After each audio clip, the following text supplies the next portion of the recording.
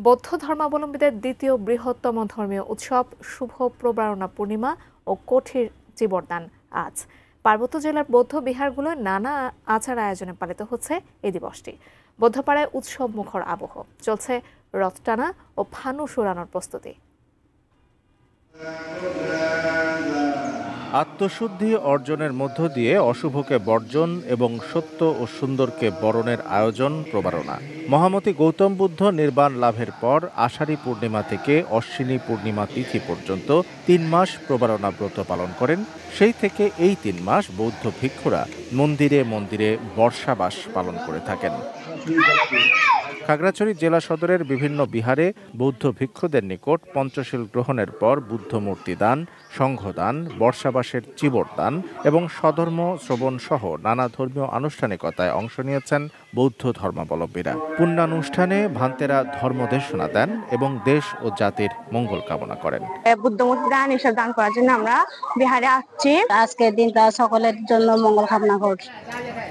দিনের শুরু থেকে রাঙামাটির রাজ বনবিহার সহ বৌদ্ধ বিহারগুলোতে বুদ্ধ পতাকা উত্তোলন, ভিক্ষু সংঘের পিণ্ডদান সহ বিভিন্ন দানানুষ্ঠানের আয়োজন করা হয়।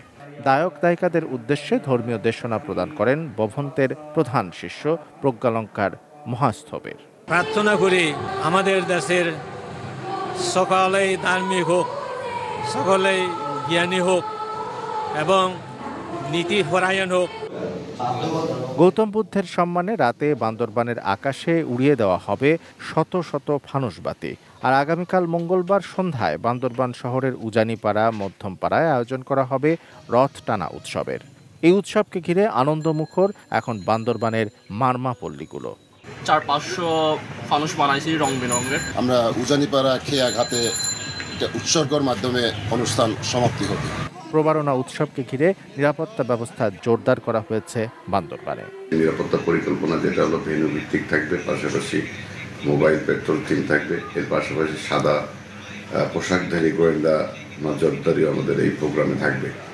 Shamsul Arefin, desk report, ATN news.